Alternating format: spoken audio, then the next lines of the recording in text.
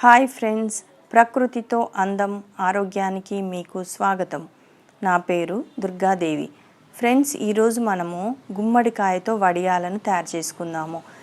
ఇది నేను చిన్న సైజు గుమ్మడికాయను తీసుకున్నాను, లేదా పెద్ద సైజు అయితే సగం కాయలో నేను చెప్పే కొలతలు సరిపోతాయి.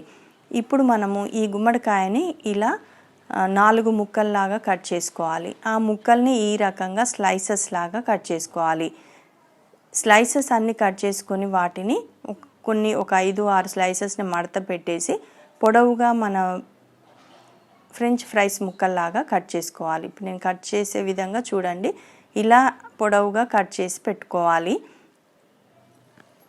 అయితే చాలామంది ఈ ముక్కలన్నిటి నుంచి రసము పిండేసి నైట్ అంతా మూట కట్టి నీరంతా వెళ్ళిపోయేటట్టు చేస్తారు. కానీ మనం ఆ విధంగా కాకుండా ఈ ముక్కలో నీరు బయటికి వెళ్ళకుండా మనం ఎలా చేయాలో చూద్దాము.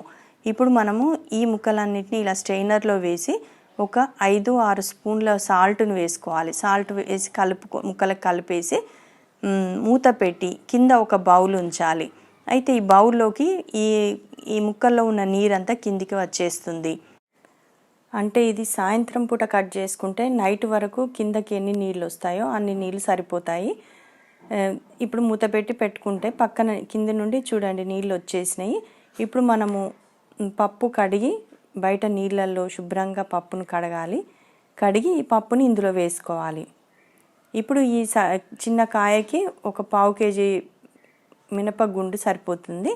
ఈ పప్పుని శుభ్రంగా 3-4 సార్లు కడిగిన తర్వాత ఇప్పుడు ఈ నీళ్ళలో వేసుకుందాము. ఈ నీళ్ళతో ఇది నానిపోతుంది. అంటే ఈ నీళ్ళు వేస్ట్ కాకుండా ఇదే నీళ్ళని మళ్ళీ తిరిగి మనకే ఉపయోగపడేటట్టు చూసుకోవాలి. ఇప్పుడు దీనిపైన యథావిధిగా పైన గిన్నె పెట్టేసుకొని ఈ పప్పును నానబెట్టేసుకోవచ్చు. లేదా సాయంత్రం పూట కట్ చేసుకొని నైట్ వరకు ఈ ముక్కలన్నీ తీసి ఒక బాక్స్లో వేసి ఫ్రిడ్జ్లో పెట్టుకోవచ్చు. ఇప్పుడు మనకు పప్పు నానిపోయింది. ఇప్పుడు ఉదయాన్నే ఈ నానిన పప్పును ఇంకా అందులో ఎక్స్ట్రా ఉన్న కొన్ని వాటర్ని కలిపి అదే వాటర్ తోటి ఇది మిక్సీ పట్టుకోవాలి. మనము గారెల పిండికి ఏ విధంగానైతే మిక్సీ పట్టుకుంటామో అదే విధంగా మెత్తగా మిక్సీ పట్టాలి. మధ్య మధ్యలో కొన్ని ఈ వాటర్ని అంటే మనము ఈ గుమ్మడికాయ నీళ్ళని పోస్తూ అది మిక్సీ పట్టుకోవాలి. కొన్ని యాడ్ చేయాలి. యాడ్ చేసుకుంటూ మెత్తగా మిక్సీ పట్టుకుందాము. ఈ నీళ్లు పారబోస్తే అందులో పోషకాలన్నీ వెళ్ళిపోతాయి, వృధా అయిపోతాయి. కాబట్టి నీళ్ళని వేస్ట్ చేయొద్దు. ఇవన్నీ చేసినాక కూడా ఇంకా నీళ్ళు మిగిలినట్లయితే మనం సాంబార్లో కలుపుకోవచ్చు. అంటే సాంబార్ చేసేటప్పుడు దాన్ని కలుపుకోవచ్చు. కొన్ని ముక్కలు తీసి సాంబార్లో కూడా వేసుకోవచ్చు. ఇప్పుడు మనము దీనికి కావాల్సిన ఇంగ్రీడియంట్స్ చూద్దాము. అల్లం తీసుకొని శుభ్రంగా కడిగి పొట్టు తీసి పెట్టుకోవాలి. దీన్ని మిక్సీ పట్టి మెత్తగా చేసుకుందాము. అలాగే పచ్చిమిర్చి కూడా శుభ్రంగా కడిగి ఆరబెట్టుకొని అది కూడా మిక్సీ పట్టి పెట్టుకుందాము. చూడండి, వీటిలలో నీరు ఇంకా కొద్దిగా ఎక్కువ వెళ్ళిపోయినాయి. ఇంత కూడా పోవాల్సిన అవసరం లేదు. ఈ ముక్కలకి మనం అల్లం పేస్ట్ మాత్రమే, అల్లం చేసి పెట్టుకున్న పేస్టు అలాగే పచ్చిమిర్చి పేస్ట్ కూడా కలుపుకోవాలి. ఈ ముక్కలకి అవి పట్టించిన తర్వాత మనము మిక్సీ పట్టుకున్న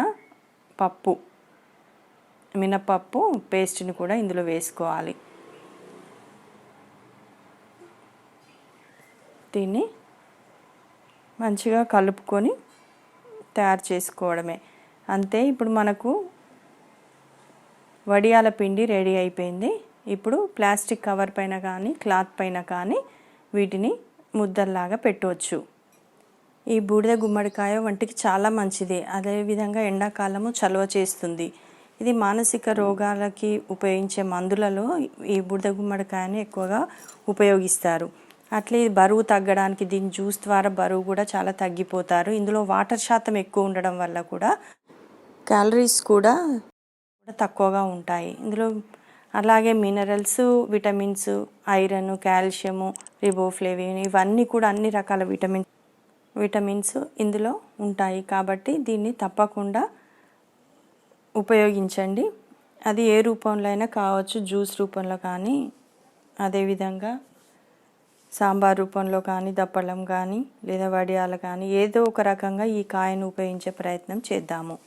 ఇప్పుడు ఈ విధంగా ఒక కవర్ని పరిచి దానిపైన ఇలా ముద్దల్లాగా తీసుకొని మందంగా పెట్టాలి. ఎందుకంటే ఇవి ఎండిన తర్వాత పల్చగా అయిపోయి ఆయిల్లో వేయగానే మాడిపోతాయి. అందుకే కొంచెం మందంగా పెట్టినట్లయితే ఏం కాదు.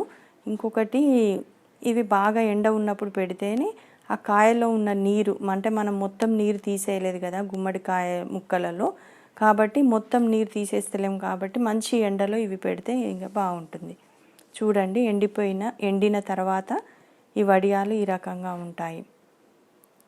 ఈ వీడియో మీకు నచ్చినట్లయితే తప్పకుండా లైక్ చేయండి, షేర్ చేయండి.